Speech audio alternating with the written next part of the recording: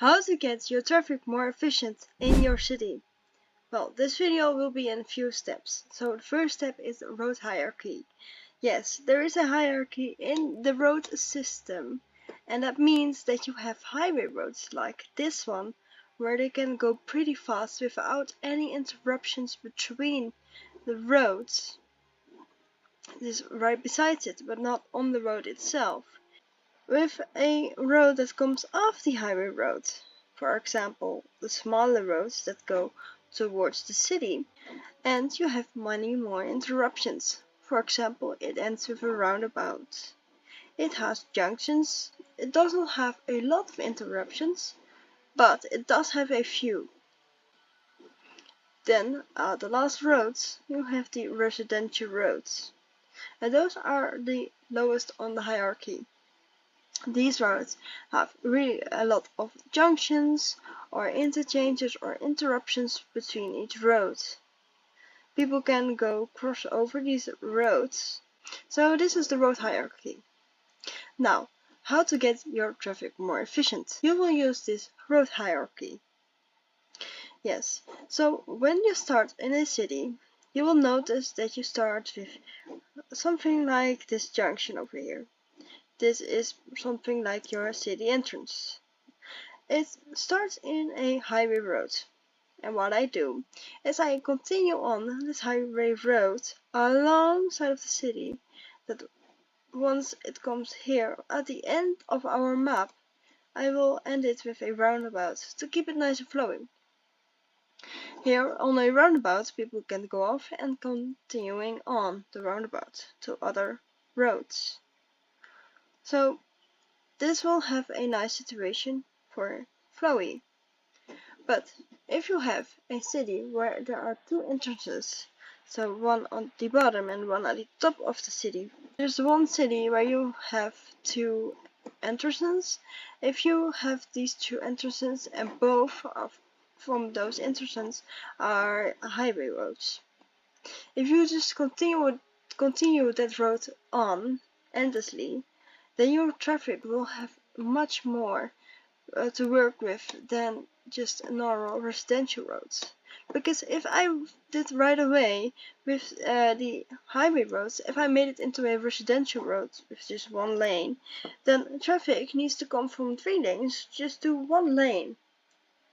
And a highway road is going 100, I believe 100, and a residential road is more possibly going 50 or 40, something like that. It's way lower than the highway road is with the speed of how you can do on the road.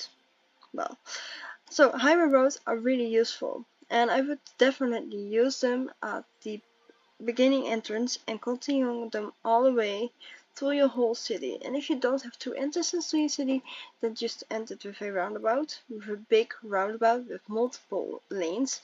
I would suggest 3 to 4 lanes. Bigger is always better, more is always better, but don't go to less on the lanes. I would really suggest having 3 if you can fit it. If you can fit 4, please do 4.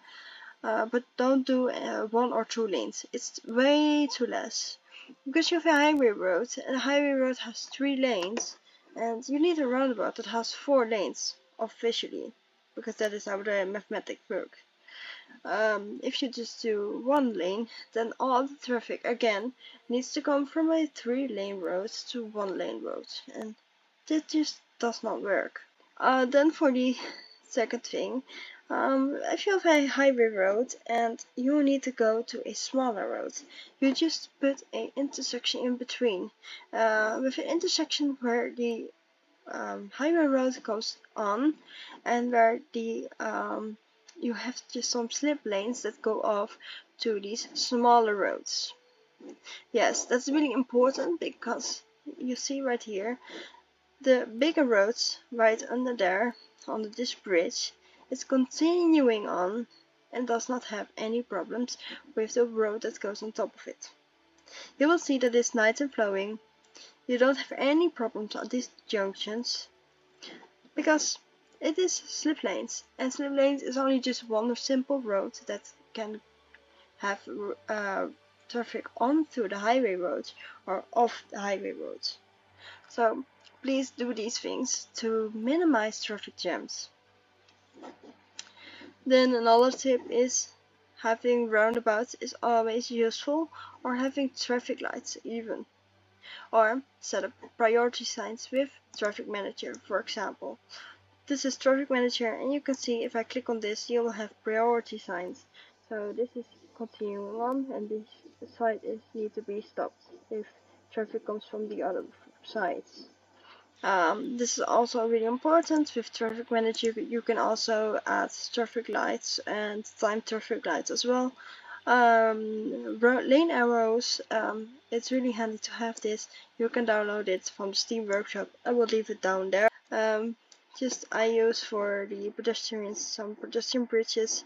I use a mod for that as well. The pedestrian bridge, it's right here on under the unified IU UI.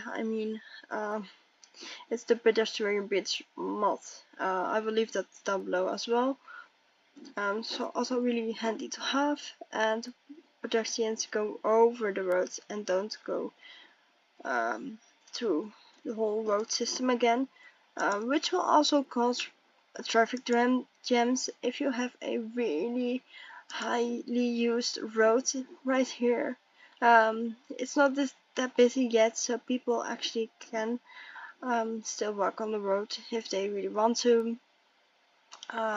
But it is not necessary to have people walking on the roads when it is really busy with vehicles on the road.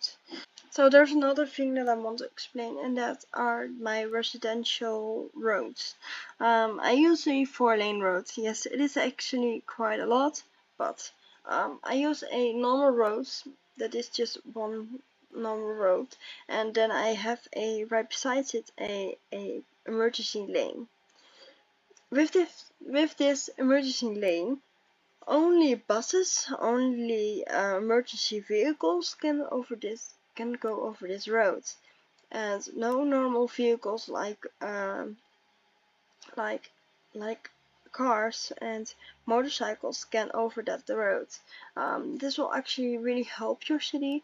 If you have a lot of traffic on one part of your city, please place this road. It will separate the two different priority of vehicles on your road into different lanes. If you have emergency vehicles that need to go somewhere to a certain part of your city, for example, you have a city with a lot of trees and forestry. If you have a fire going on and your fire department cannot go to your fire, then that is a problem. So I would suggest having a road with an emergency lane to certain parts that is really important for your city to have emergency access. I don't suggest doing it to your whole city if you don't want to. I do it because I like to have a emergency line and a normal line, but that is just not how I work. These are just basic tips that can help you on your city. I'm actually really fond of roundabouts as well, because it's always nice and flowing, and it doesn't give really a lot of problems. But if you don't want to use roundabouts, you can use different interchanges like this one as well, because it actually works really well. You can also find smaller ones on the Steam Workshop, but that you have to do yourself. I can't really I have a lot of suggestions on interchanges, and I do have downloaded a lot, but if you want a certain type of interchange, you have to look for yourself, because I just have way too many to fit it all down there. So yeah. Another thing that maybe is handy, you have these policies, and you can actually change the policy. So what I have is I've set on a few things that has to do with traffic.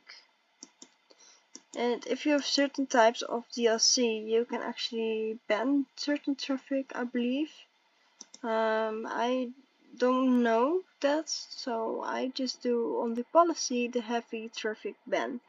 So this will do the following thing: ban heavy traffic on an area, make sure there are optional routes available, because businesses in the city need to send and receive deliveries.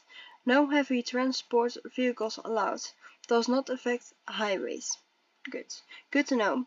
In this area, and this is our district, one of our districts, we don't really have big roads.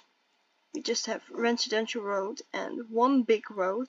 This one big road, I believe the bigger vehicles are allowed on this one, but not on these type of roads. On these type of roads, so the residential roads, they are banned from it. Because the heavy traffic transport for businesses just takes up a lot of time. They need to unpack, they need to unload, they need to do everything. And they will be on the roads. And that will stop a lot of traffic. And you don't want that to happen. So I do the heavy traffic ban in my districts, if you have a district. And one last thing is, in policies, and I will show it again, another thing in the policies is free public transport. Well, I do not suggest doing it with all of your districts, but if you have a district where traffic is really clocking up and having a really high traffic jam, please use the free public transport.